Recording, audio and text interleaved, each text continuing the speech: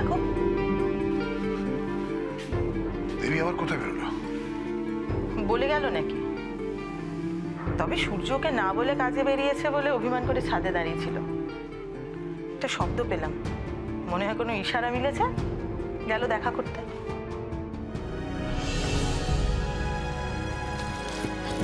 ইরফান ভাইয়া,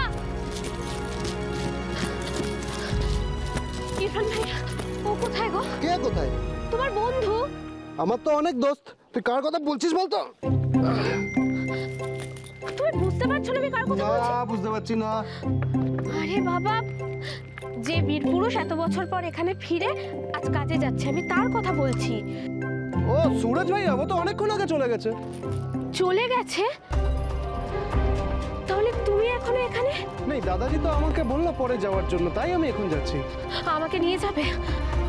নেই দেবী, আমি জানি তোর হিম্মত আছে, লেকিন তুই ওখানে গিয়ে কি করবি কাজের জায়গায়?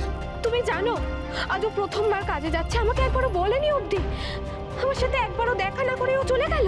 তুই তো জানিস দেবী, আমাদের কাজ আগে, তারপর অন্য সব। সারা দিন তো ওই বাড়িতে কাটিয়ে এলো, এখন দেখা করার কি দরকার ছিল? এটা ভাবলে তো এটাও বলতে হয় যে সূর্যরই বা আজকে কাজে যাওয়ার কি দরকার ছিল। না মানে সূর্যর কাজে যাওয়া নিয়ে দেবীর কোনো রাগ নেই, ওর অভিমান হয়েছে ওকে না বলে যাওয়া নিয়ে। প্রতিভা, তুই ভালো করে জানো আমাদের কাজে সব সময় বলে যাওয়া যায় না। দেবীর কথাটাও তো একটু ভাববে।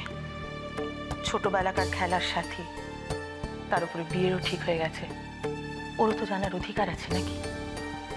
বোঝার চেষ্টা করো প্রতিভা, সূর্যের কাছে অনেক জরুরি, ওই কাজে তাড়াতাড়ি পৌঁছানো অনেকটা পথ।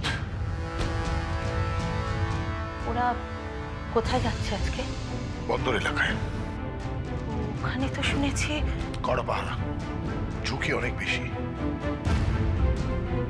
একটু বেচাল হলে বিপদ আরো বেড়ে যাবে। তোমরা সূর্যকে ছেড়ে দিলে একা? প্রতিভা, এটা দাদার আদেশ, দাদার সিদ্ধান্ত। তুমি ওনাকে বুঝিয়ে বলতে পারলে না? কি বলতাম? বলতাম সূর্য দেবীর সাথে বিয়ে ঠিক হয়েছে, তাইও কোনো ঝুঁকির কাজ করতে পারবে না, তাই তো? প্রতিভা, বোঝার চেষ্টা করো, আর দেবীকেও বুঝিও।